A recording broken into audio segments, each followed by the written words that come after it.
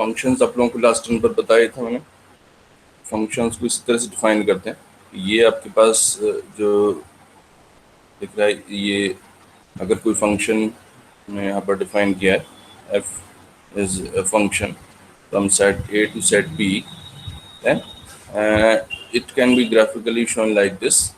This is your set A and this is your set B. So all the members of A should point to some member of B. ठीक है, आपके A के हर member की कोई ना कोई यहाँ पर आप देख सकते हैं उसकी इमेज होगी। This is called image. तो यहाँ पर जितने मेंबर्स आप देख रहे हैं, जो सेट है, this set is called domain and this set is called codomain या range. So this how we define the functions. तो आप अगर यहाँ पर देखें तो हमारे फंक्शंस है,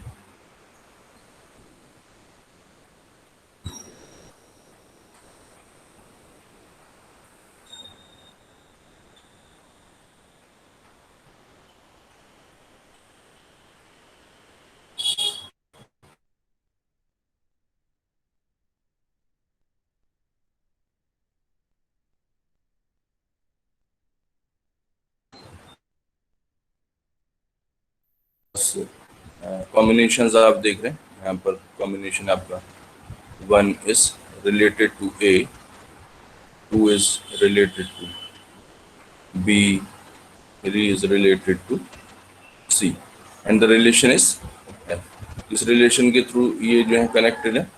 यहाँ पर रिलेशन है आपका F कुछ भी रिलेशन हो सकता है। ठीक है, एग्जाम्पल के तौर पे अगर मैं आपको बताऊं, सपोज और हम यहाँ पर रिलेशन कंसीडर करें,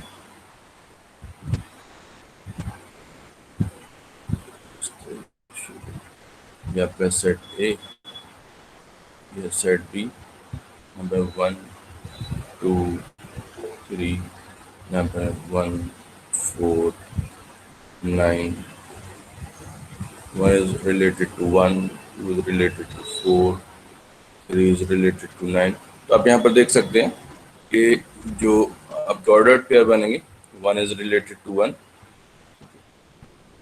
2 is related to 4, 3 is related to 9। तो आप यहाँ पे बता सकते हैं what is the relation. This is the relation F from set A to set B। अगर आप देखें तो ये हमारे पास सेट ऑफ इंटीजर है, या बल्कि आप कहें कि नेचुरल नंबर का सेट है। ठीक है, तो this relation is from n to n। जी बोलिए सर, प्लीज रिपीट कर दीजिए, आवाज नहीं आ रही। सर रिपीट कर दीजिए, आपकी आवाज नहीं आ रही। मेरी आवाज नहीं आ रही? नहीं, अब आ रही है, तो सर प्लीज रिपीट कर दीजिए। आ रही? Yes sir. अब वो कुछ नेटवर्क इशू की वजह से इंटरनेट में प्रॉब्लम तो रहती है इसमें ऑनलाइन में। यस सर, प्लीज रिपीट कर दीजिए। Okay, I am just telling कि आप यहाँ पर जो फिगर देख रहे हैं, एक ग्राफिकल रिप्रेजेंटेशन बना हुआ है ये फंक्शन के लिए।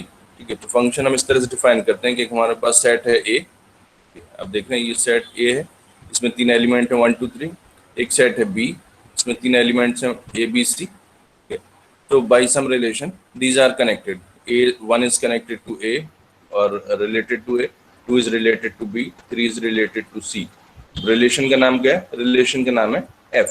This is these are connected with relation F। और अगर हम इसको लिखें तो इस तरह लिखेंगे F1 जो है, यानी कि जो हमारा फंक्शन है उसके हिसाब से 1 जो है वो कैसे कनेक्टेड है? F1 is connected with A। Similarly we can write F2 equals to B और F3 equals to C। ठीक है, F3 आपका जो है वो C के बराबर हो गया। इसमें आपको एक्चुअली रिलेशन समझ में नहीं आ रहा है कि क्या रिलेशन, इसलिए मैंने दूसरा एग्जाम्पल यहाँ पर लिखा है कि अगर हम इसको कंसीडर करें, इसी तरह का हमने दूसरा एग्जाम्पल लिया कि आपके पास सेट ए है नेचुरल नंबर का, दूसरा सेट है वो भी नेचुरल नंबर का ही सेट है। ठीक है, तो यहाँ पर इस नेचुरल नंबर के सेट में हमारे पास कुछ एलिमेंट है 1 2 3 है सपोज, और जो दूसरी तरफ सेट है उसमें हमने कुछ एलिमेंट लिए हैं, सपोज हमने लिया है 1, 4 और 9, ठीक है, and these are related, 1 is related with 1, these are the relations, 2 is related to 4, 3 is related to 9। तो आप बता सकते हैं यहाँ पर what is the relation? So you can observe that these are connected by square relation। या आप यहाँ पर देखें कि जो हमारे पास f1 है उसकी वैल्यू कितनी है? 1 है, 1 का स्क्वायर। f2 की वैल्यू 4 है, यानी आप यहाँ पर कह सकते हैं कि f1 हमारा जो है वो कितना हो गया? 1, f2 जो है वो कितना हो गया? 4, और f3 कितना हो गया? ये हो गया 9। तो ये हमारे पास इनकी वैल्यूज आ गई। तो आप बता सकते हैं कि ये हमारा जो f है this is square of the number, ठीक है, या स्क्वायर रिलेशन। इस तरह से आप कोई भी रिलेशन ले सकते हैं। आपने अभी देखे थे, आप कोई सेट ए ले रहे हैं, ये भी सेट ए है, ये भी सेट ए है, 1 2 3, 1 2 3। आप यहाँ पर बता सकते हैं कि कौन से नंबर्स आपके जो हैं वो एक ही कौन से नंबर जो है वो इससे छोटे हैं। आप कह सकते हैं अगर लेस देन रिलेशन है, 1 इज लेस देन 2, तो 1 आपका जो है वो 2 से रिलेटेड है, 1 आपका जो है वो 3 से रिलेटेड है, 2 जो है वो 2 नहीं, 2 जो है वो 3 से रिलेटेड है if we are considering the less than relation, ठीक है। तो लेस देन रिलेशन में हमारा पहला एलिमेंट जो है वो दूसरे एलिमेंट से छोटा है। सो दिस इज अनदर रिलेशन, ठीक है। रिलेशंस आपको बताए थे हाउ वी डिफाइन रिलेशंस। तो ये आपके पास हो गया रिलेशन। तो रिलेशन में और फंक्शन में कुछ डिफरेंस है। आपके पास रिलेशन में एक एलिमेंट कितने भी एलिमेंट से कनेक्टेड हो सकता है। 1 is related to 2, 1 is related to 3, 2 is related to 1, sorry, 2 is related to 3. So these are different kind of relation that may exist. But when we are defining a function, then one member of domain will have exactly one image in the codomain। One की जो है सिर्फ एक ही image हो सकती है। अगर आप फंक्शन की बात करेंगे तो फंक्शन और relation they are related. Function जो है वो आपका रिलेशन का ये स्पेशल केस है, ठीक है। रिलेशन में आप देख रहे हैं यहाँ पर 1 is related to 2 and 1 is related to 3, यानी कि 1 जो है वो 2 नंबर से रिलेटेड है। लेकिन जब आप फंक्शन डिफाइन करते हैं तो फंक्शन में ये रिस्ट्रिक्शन होती है कि आपके पास ये जो डेफिनेशंस हैं उसमें ए का जो सेट ए है उसका एक मेंबर एक ही बार आएगा ऑर्डर्ड पेयर में फर्स्ट पोजीशन पर, ठीक है।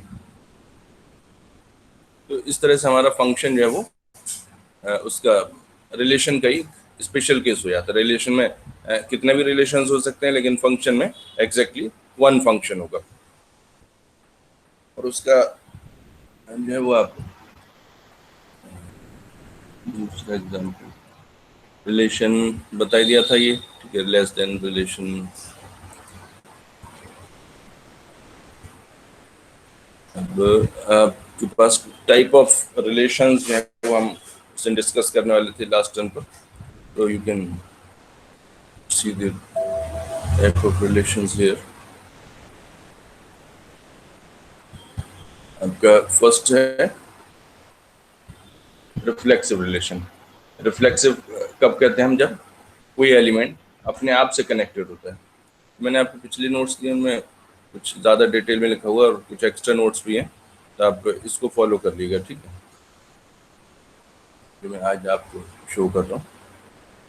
रिफ्लेक्सिव रिलेशन किसको कह रहे हैं? When x is related to x, so you can define for all x belonging to set A, x is related to x.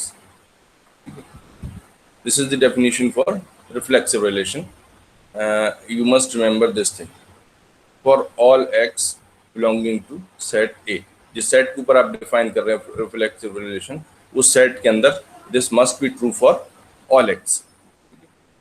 यानी उसके जितने भी मेंबर सभी के लिए ये चीज़ ट्रू होनी चाहिए। इसका एग्जांपल आप दे सकते हैं, suppose this is your set A 1 2 3,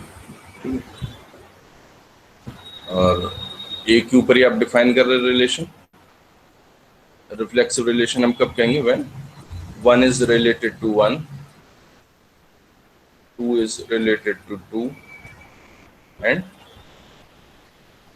3 is related to 3। ये जो हमारा R है रिलेशन, R इक्वल्स टू, ये है हमारा R। If R contains all these three members, then this will be called a reflexive relation। Okay?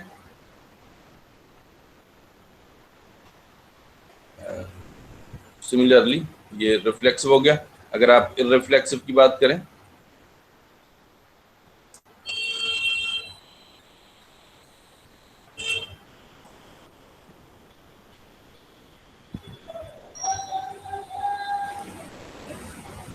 ये आपका था रिफ्लेक्सिव।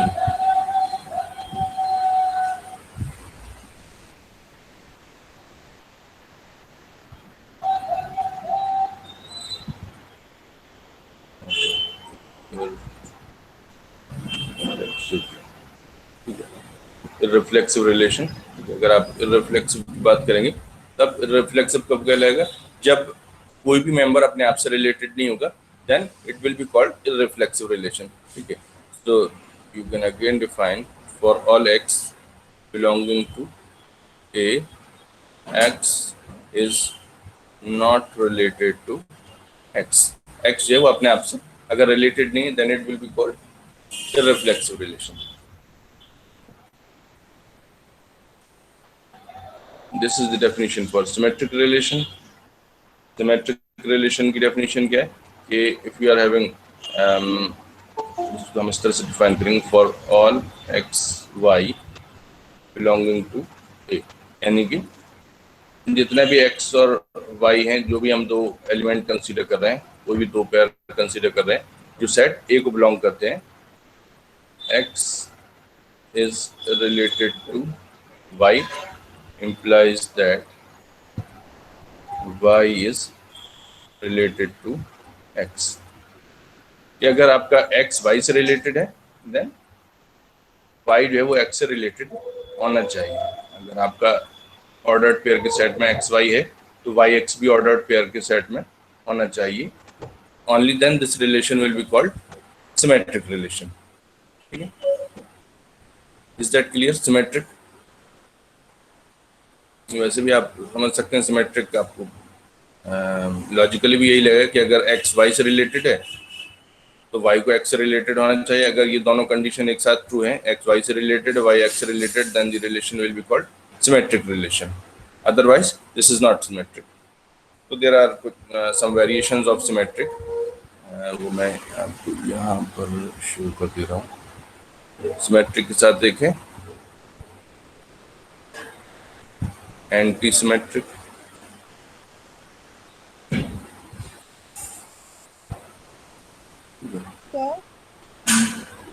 एंटी सिमेट्रिक हम कब करें? हेलो क्या सर, निशा को एडमिट कर लीजिए, वो लेफ्ट हो गई हैं। आपकी आवाज भी सही नहीं आ रही है।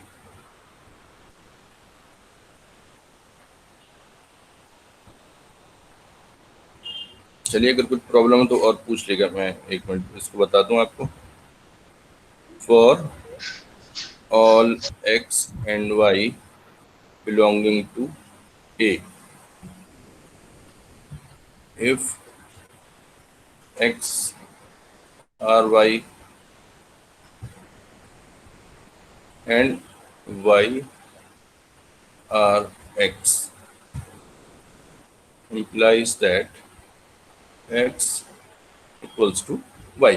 इसमें थोड़ी सी और एडिशनल कंडीशन है, तो हम इसको सिमेट्रिक कह रहे हैं कि आप करें कि जितने भी कॉम्बिनेशन है x और y की, यानी कि for all values of x and y in the set A, if x is related to y and y is related to x, this is only possible when x is equals to y, अगर दोनों बराबर हो जाएं तभी ये चीज जो है वो पॉसिबल है। ठीक है, तो यहाँ पर आप एग्जाम्पल देखें, अगर रिफ्लेक्सिव का एग्जाम्पल जो है वो हो सकता है इक्वल, आपके पास कोई रिलेशन है इक्वल टू, सपोज ऐसा रिलेशन इक्वल टू, तो आप कह सकते हैं यहाँ पर इस रिलेशन में 1 is equal to 1, 2 is equal to 2, 3 is equal to 3, तो ये आपका रिफ्लेक्सिव रिलेशन हो गया। सिमेट्रिक में आप सपोज कंसीडर करें सेट ऑफ लाइंस। ठीक है, सिमेट्रिक के एग्जाम्पल में मैं आपको यहाँ पर बता दे रहा हूँ। आप कंसीडर करिए set of lines, set of lines. ठीक है, इसमें इफ लाइन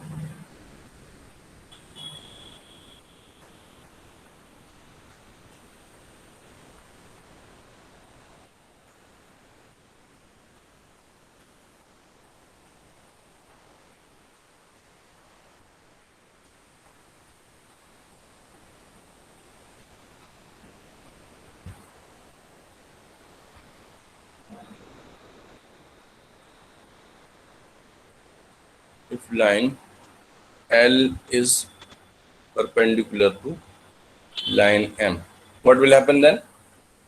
मैं आपको सिमेट्रिक एग्जांपल बता रहा हूँ कि अगर लाइन L जो है वो लाइन M की परपेंडिकुलर है, तो what will be the relation of M with L? Then definitely M is perpendicular to L। बल्कि आप अगर इसका फिगर बना लें, ये आपकी लाइन L है,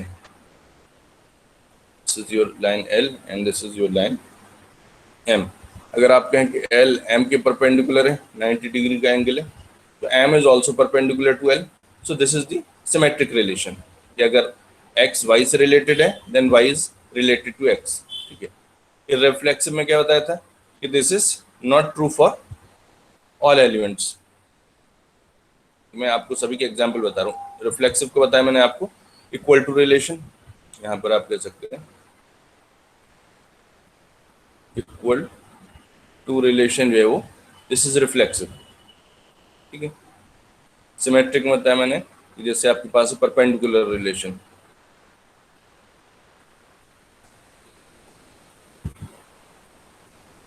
परपेंडिकुलर रिलेशन जो है वो सिमेट्रिक रिलेशन है। ठीक है, फिर रिफ्लेक्सिव के लिए इसका एग्जांपल बताऊं, नॉट इक्वल टू, तो कोई भी नंबर अपने आप के नॉट इक्वल नहीं हो सकता, वो तो बराबर ही होगा। तो 1 नॉट इक्वल टू 1, तो ये रिलेशन जो है वो फॉल्स होगा। ठीक है, तो यही चीज़ आपकी यहाँ पर मैंने बताई थी कि for a relation to be irreflexive, it should be true for all element that x is not related to x। तो नॉट इक्वल टू रिलेशन में अगर आप कंसीडर करें तो no element is related to itself, कोई भी element अपने आप के बराबर नहीं हो सकता, इसलिए ये रिलेशन नॉट इक्वल टू जो है वो आपका इररिफ्लेक्सिव रिलेशन का एग्जाम्पल हो जाएगा। मैं आपको यहाँ पर बता रहा था एंटीसिमेट्रिक। एंटीसिमेट्रिक हम कब कहेंगे? When there are two elements x and y belonging to A, and if x is related to y and y is related to x, but this is only possible when x is equal to y। ठीक है, इसका example आप बताएं, इसका example आप consider कर सकते हैं लेस देन रिलेशन जो है वो आप इसके एग्जाम्पल के तौर पे ले सकते हैं। आप यहाँ पर देखिए 1 इज लेस देन 2। ठीक है, हम कह रहे हैं कि लेस देन रिलेशन आपका जो है वो होल्ड कर रहा है, नहीं कर रहा है। लेकिन ये बात कब हो रही कि अगर हमारा कोई भी रिलेशन है, ठीक है, if x is related to y and y is related to x, बल्कि इसके लिए आप जो है सबसेट वाला रिलेशन कंसीडर करें।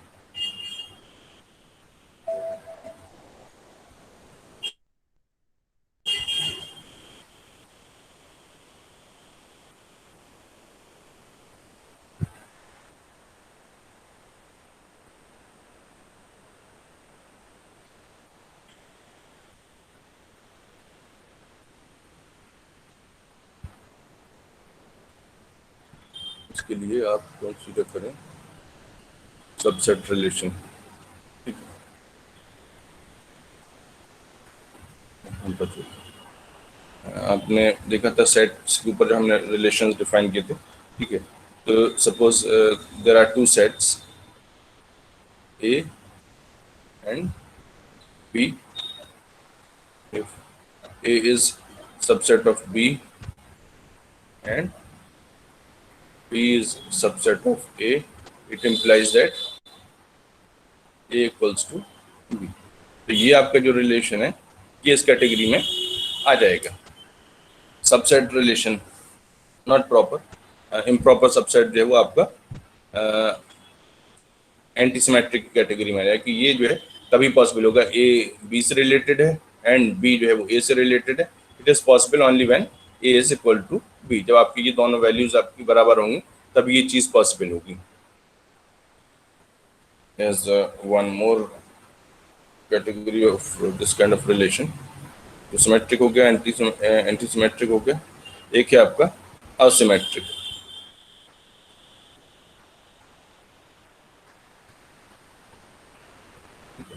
असिमेट्रिक रिलेशन जो है वो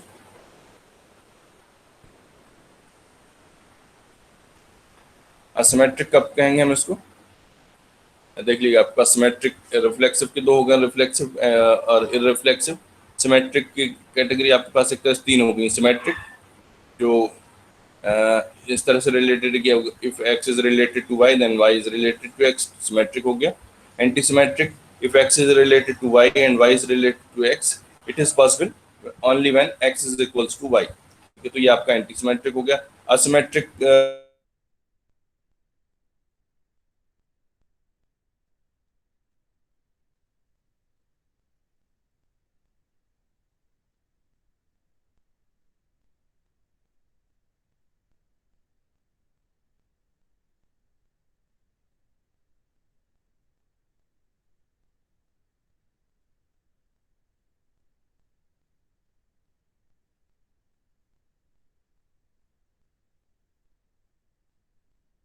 y x or y implies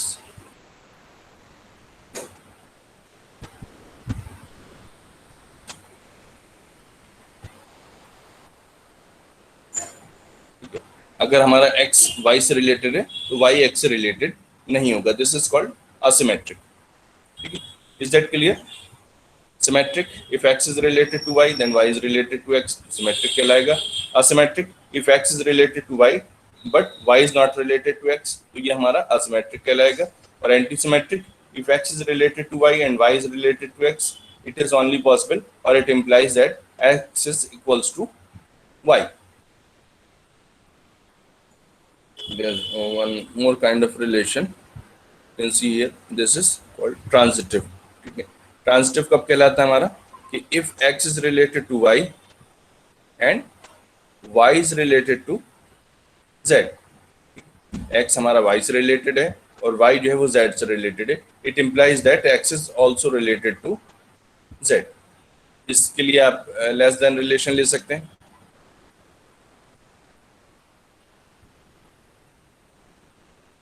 less than relation आप इसी सेट ए के ऊपर कंसीडर करिए। If one is less than two, ठीक है, वन और टू रिलेटेड है, one is less than two, और टू और थ्री भी रिलेटेड है, two is less than three. तो आप इसे देख सकते हैं that one is less than three, one जो है वो भी आपका थ्री से लेस देन। तो ये कहलाता है आपका ट्रांजिटिव रिलेशन कि अगर हमारे पास कोई तीन नंबर्स हैं और पहला नंबर दूसरे से रिलेटेड है, दूसरा नंबर तीसरे नंबर से रिलेटेड है, तीसरे एलिमेंट से रिलेटेड है, तो पहला एलिमेंट जो है वो आपका तीसरे एलिमेंट से रिलेटेड होगा। ठीक है, इसके लिए आप और एग्जाम्पल भी ले सकते हैं। सेट ऑफ लाइन्स का मैंने एग्जाम्पल बताया था, आप जो है वो भी यहाँ पर कंसीडर कर सकते हैं सेट ऑफ लाइन वाला एग्जाम्पल कि if there are three lines, line L, line M and line N। इसमें हम रिलेशन डिफाइन करें पैरेलल, ठीक है। L is parallel to M and M is parallel to, गलत बनाती हूँ ना, पैरेलल में क्या होता है निशान,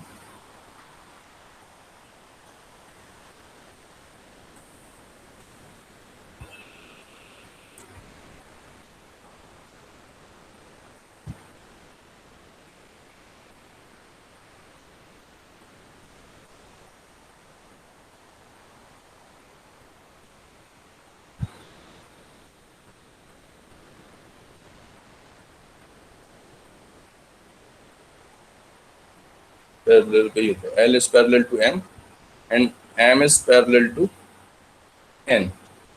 मैं इस फिगर से रिलेटेड बता रहा हूँ। L M N तीन लाइन है आपके पास। L जो है वो M की पैरेलल है, M जो है वो N की पैरेलल है। It implies that L is parallel to N, ठीक है। इज इट क्लियर कि अगर आपके पास तीन लाइन है, L M की पैरेलल है और M N की पैरेलल है, तो आप कह सकते हैं कि L लाइन जो हमारी वो लाइन N के पैरेलल होगी। Is that clear? So these are the different kind of relations. आपको मैंने बता दिया reflexive relation, when x is related to itself and it is called reflexive. इसका एग्जांपल हो गया इक्वल टू, कि आपके पास नंबर्स के ऊपर इक्वल टू रिलेशन जो है वो रिफ्लेक्सिव होगा, कि हर नंबर अपने आप के बराबर होता है। फिर रिफ्लेक्सिव तो यहाँ पे आप कह सकते हैं नॉट इक्वल टू, इसमें बाकी नंबर के साथ हो सकता है 1 is not equal to 2, 1 is not equal to 3, 2 is not equal to 1, 2 is not equal to 3. But if we consider 1, 1, दोनों नंबर्स आपके सेम है, अगर x x की बात कर रहे हैं आप, ठीक है, तो फिर 1 is not equal to 1, this is not correct, ठीक है। So that's why we can define not equal to as an irreflexive relation। फिर हमने कंसीडर किया है सिमेट्रिक रिलेशन। सिमेट्रिक में हमारे पास दो नंबर्स हैं या दो एलिमेंट्स हैं x and y, and if x is related to y then y is also related to x। ये आपका पैरेलल रिलेशन के लिए भी है। अगर L जो है वो M की पैरेलल है तो M जो है वो L की पैरेलल है। ये रिलेशन आपका पैरेलल वाला, ये सिमेट्रिक भी है।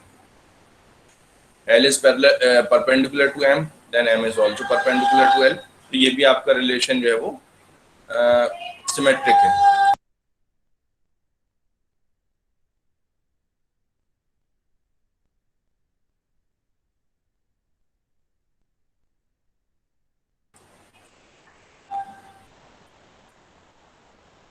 तो सिमेट्रिक रिलेशन हो गया आपका। इसी तरह से असिमेट्रिक है। If x and y these are two elements belonging to set A, and if x is related to y then y is not related to x, ठीक है। इसमें आप कह सकते हैं लेस देन रिलेशन, कि अगर x y से छोटा है तो फिर y x से छोटा नहीं होगा। This relation will be called as asymmetric relation। There's one more category that is called antisymmetric। Antisymmetric हमारा कब कहलाएगा? For all elements belonging to A, there are two elements, suppose x and y. So if x is related to y and y is related to x, this is only possible when x is equals to y। उसमें आप less than equal to relation को भी consider कर सकते हैं, subset relation को भी consider कर सकते हैं। So these are different kind of relations। यहाँ पर example में भी यही दिया उन्होंने, equal to, आप जो रिलेशन कंसीडर कर रहे हैं आप, if this is equal to relation then x is equals to itself. Equal to relation जो है वो आपका रिफ्लेक्सिव हो गया। x y की बराबर है तो y x की बराबर होगा, ये आपका सिमेट्रिक हो गया इक्वल टू रिलेशन। और x equals to y and y equals to z, it also implies that x equals to z, तो ये जो है वो आपका ट्रांजिटिव भी है। तो the relation equal to this equal to relation, this is belonging to all three categories। This is reflexive, this is symmetric, and this is transitive।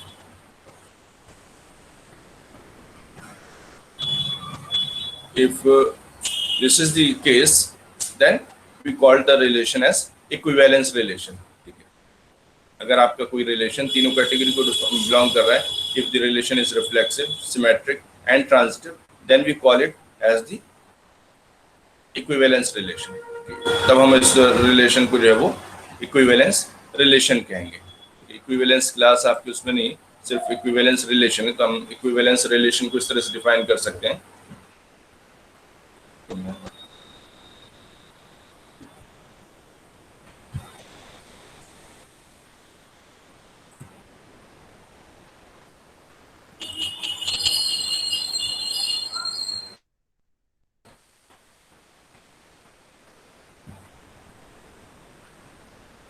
Equivalence class आपकी में नहीं है, आपको पता है इक्विवेलेंस रिलेशन, ठीक है। इक्विवेलेंस रिलेशन हम कब कहेंगे? Equivalence relation R for all elements x, y and z belonging to set A if x R x, ये सारे एलिमेंट के लिए अगर x आर x है इट मीन्स रिफ्लेक्सिव, क्या सिंपल में करती है।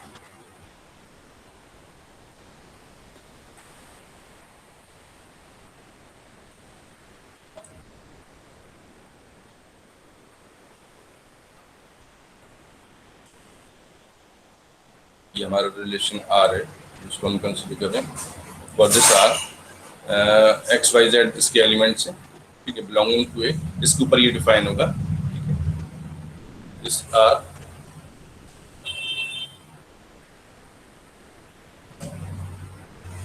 Is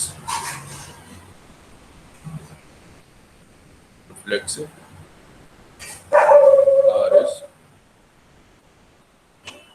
symmetric, R is transitive. Then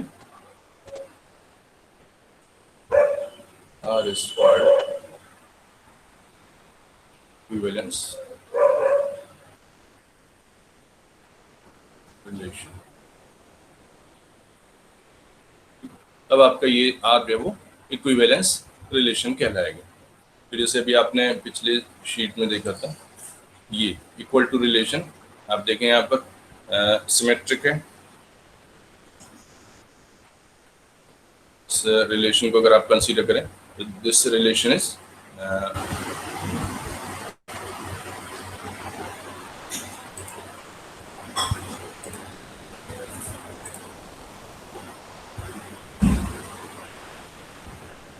relation is reflexive. ये आपका x बिलोंगिंग टू क्या हो गया?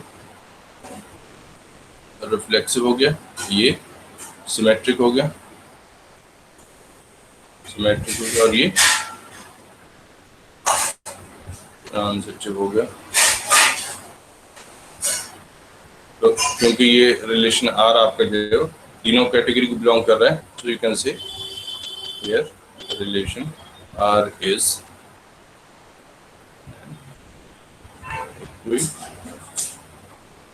equivalence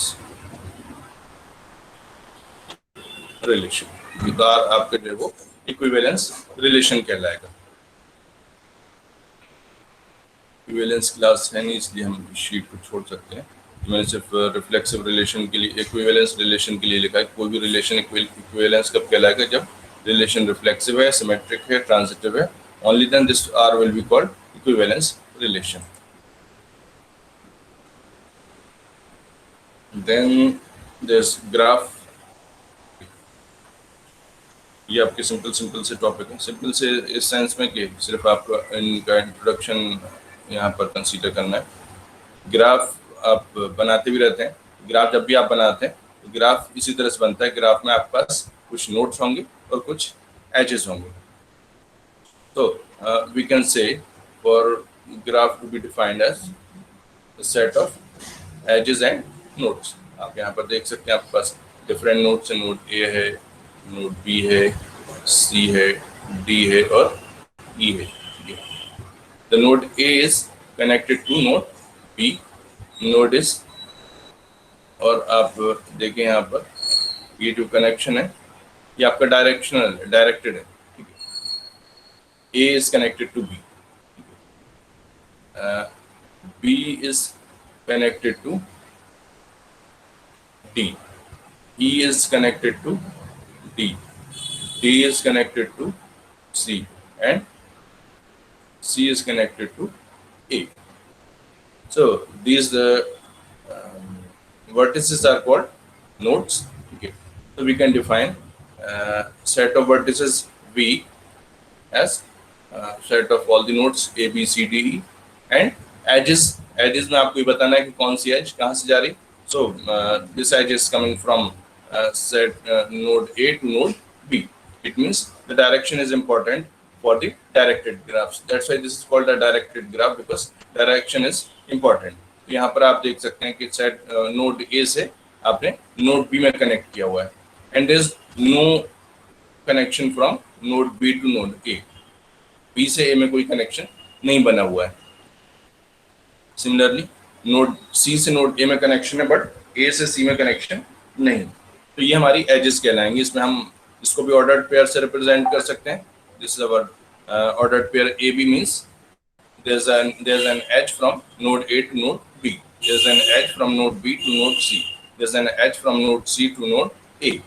There's an edge from node B to node D. There's an edge from node D to C and E to D. इन सब edges का अगर हम set ले लेते हैं तो this set can be represented set. ठीक है, ये भी अपने आप में एक सेट हो गया, और V जो है हमारा सेट ऑफ वर्टिसेस हो गया. तो ये कॉम्बिनेशन हमारा set of vertices and set of edges define a graph. अगर आपके पास डायरेक्टेड ग्राफ है, ठीक है, आप अगर कहें अनडायरेक्टेड ग्राफ, तो अनडायरेक्टेड ग्राफ में ए बी और बी ए दोनों कंसीडर किए जाएंगे. आप यहाँ पर देखें, हम डायरेक्टेड ग्राफ की बात कर रहे थे. अगर आप इसे डायरेक्शन को कंसीडर ना करें, then it means A is related to B, and since there is a line between node A and node B, so A is related to B and B is related to A. तो उसमें जितने भी यहाँ पर relations लिखे हुए हैं, उनको जितने भी एजेस लिखी हुई, सब एजेस जो है वो डबल हो जाएंगी. A is related to B and B is related to A, अगर आप इसे अनडायरेक्टेड ग्राफ कंसीडर करते हैं. But if this is a directed graph, then direction is important. यहाँ पर आपका सिर्फ ए से बी में रिलेशन है, लेकिन बी से ए में कोई रिलेशन नहीं. तो ये हमारा ग्राफ कहलाता है.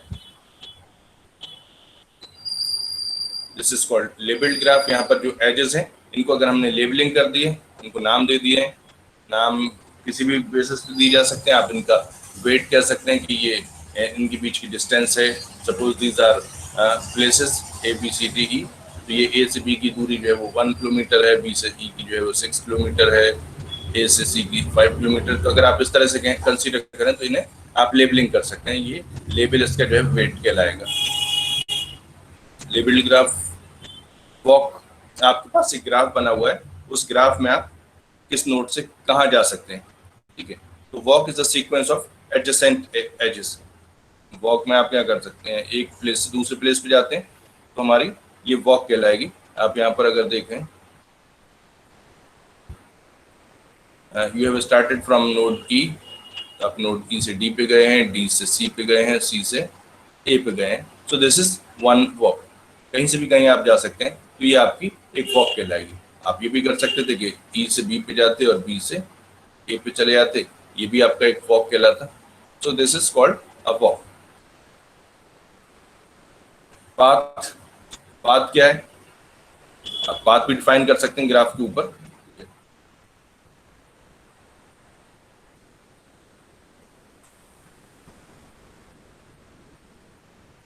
पाथ जो है वो आपका, path is a walk where no edge is repeated. Path आप तब कहेंगे जब आपकी कोई भी एज रिपीट नहीं हो रही. वॉक तो आप कहीं से भी ले सकते हैं, लेकिन जब आप पाथ बनाने की बात कर रहे हैं, एक पाथ है, तो वॉक में आपका कोई भी एज जो है वो रिपीट नहीं होगा. और सिंपल पाथ, तो उसमें कोई नोड रिपीट नहीं होगा. आप कह रहे हैं कि एज रिपीट नहीं होगी. एज रिपीट नहीं होने का मतलब कि आप उस रास्ते पर दोबारा नहीं आएंगे. नोड रिपीट होने का मतलब ये है कि आप उस नोड पर दोबारा विजिट नहीं करेंगे. ठीक है. साइकिल.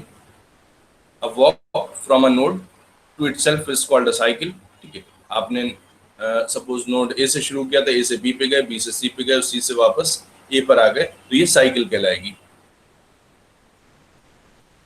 सिंपल नोड आपका सिर्फ एक ही नोड रिपीट हो रहा है, जो बेस नोड है यानी कि जो स्टार्टिंग नोड है वही आपका रिपीट हो रहा है, तो सिंपल साइकिल कहलाएगी। अगर ऐसा भी हो सकता है कि आप ए से बी पे गए, बी से ई पे गए, फिर ई से बी पर आए, फिर बी से सी पर गए, फिर सी से ई पर आए, तो आपका बी भी रिपीट हो जाएगा और ए भी रिपीट हो जाएगा, तो आपका वो फिर सिंपल साइकिल नहीं कहलाएगी। ठीक है, तो ये आपकी साइकिल हो गई। ग्राफ के अंदर क्या क्या चीजें हो सकती हैं, एक आपका आयलर टूर कहलाता है या आयलर सर्किट भी कह सकते हैं आप इसमें। ठीक है, a cycle that contains each edge once, ये कब कर रहे हैं, जो एक मैथमेटिशियन थे आपने नाम सुना होगा आयलर। ठीक है, तो ये इन्होंने आइडेंटिफाई किया कि हम अगर इस तरह से इसे ग्राफ को कवर करें, कोई भी एज जो है वो एक से ज्यादा बार कवर ना हो, तो हमारा ये जो सर्किट बनेगा वो आयलर टूर कहलाए कि हमने एक जगह से स्टार्ट किया, ई से स्टार्ट किया, तो आप कहीं भी चले जाएं, इन्होंने सब सारे नोड कवर किए और कोई भी एज जो है वो रिपीट नहीं हुई है। हैमिल्टोनियन साइकिल, अब ये दूसरे मैथमेटिशियन हैमिल्टोनियन, ठीक है, हैमिल्टन, इन्होंने बताया कि अगर हम ऐसा भी कर सकते हैं कि इसमें साइकिल बन रही है लेकिन सारे नोड इसमें कंसीडर किए जा रहे हैं, एजेस चाहे कंसीडर हो या ना हो, और आप अगर विजिट करने की बात करें तो आपका हर नोड पर पहुंचना इम्पोर्टेंट है, किस रास्ते से पहुंच रहे हैं दैट इज नॉट इम्पोर्टेंट। तो आप कह सकते हैं कि अगर हमारे पास ये, ठीक है मैं खत्म कर रहा हूँ उसे, तो आपके पास ये जो एजेस हैं, ठीक है, आप देखिए इसमें सारी एजेस कवर नहीं हुई but all the nodes have been covered, तो ये आपकी हैमिल्टोनियन साइकिल कहलाती है। आयलर में आपने सारी एजेस कवर की थी, यहाँ पर आपने सारे नोड्स कवर किए। ये पाथ फाइंड करने वाला जो है करके देखिएगा इस एक्सरसाइज को। ये फिर आपका ट्री आ जाता है, ट्री जो है वो भी आपका ग्राफ का ये स्पेशल केस है जिसमें कोई साइकिल नहीं होती है। ग्राफ में आपके पास साइकिल्स हो सकते हैं लेकिन ट्री में कोई साइकिल नहीं होती है। साइकिल मतलब कोई आप जिस नोड से स्टार्ट करेंगे उस नोड पर वापस नहीं आएंगे, ठीक है, वो आपका ट्री कहलाएगा। तो इस ट्री में अगर आप देखें तो एक रूट नोड है, उससे जो नोड कनेक्टेड है वो लीफ नोड कहलाते हैं, और जो रूट नोड है उसी को हम पेरेंट नोड कहते हैं, और उससे जो नए नोड निकले हुए नए नोड जो कनेक्टेड है वो चाइल्ड नोड उसके कहलाते हैं। और ट्री में खास बात है कि इसमें कोई साइकिल नहीं होती। ये इनकी लेवलिंग का मेथड है कि जो रूट है उसे हम लेवल 0 कहते हैं, उससे नेक्स्ट लेवल के जो रूट जो नोड्स होंगे उन्हें हम लेवल 1 कहेंगे, फिर उसके अगले जो चाइल्ड नोड है उन्हें लेवल 2 कहेंगे, लेवल 3 कहेंगे, और इनकी जो हाइट है, जो सबसे लोएस्ट लेवल पर जो आपके पास नोड है वहां से लेकर रूट तक की जो डिस्टेंस है वो हमारी हाइट ऑफ ट्री कहलाएगी। तो यहाँ पर आप देखें तो 1 लेवल यहाँ हो गया, सेकंड लेवल यहाँ हो गया और थर्ड लेवल यहाँ हो गया, टोटल आपके पास हाइट जो है वो 3 की हो गई। तो this how we calculate the height of the tree. Binary tree, जिसमें ये आप उसमें डेटा स्ट्रक्चर में पढ़ चुके होंगे, बाइनरी ट्री क्या होता है, ठीक है, इसमें 2 ही नोड हैं, मैक्सिमम 2 नोड्स हो सकते हैं किसी भी नोड के, जो उसकी चाइल्ड नोड जो है 2 हो सकते हैं। ठीक है, उसके बाद हमारे पास अगला टॉपिक जो आएगा that is proof by induction. ठीक है, सो आई एम स्टॉपिंग हियर। आप लोग अपनी अटेंडेंस जो यहाँ पर मेंशन कर दें, कमेंट्स में आप लोग अपने रोल नंबर्स डाल दें। स्टॉपिंग द प्रेजेंटेशन हियर, और डिस्कनेक्ट भी होते जाइए आप लोग।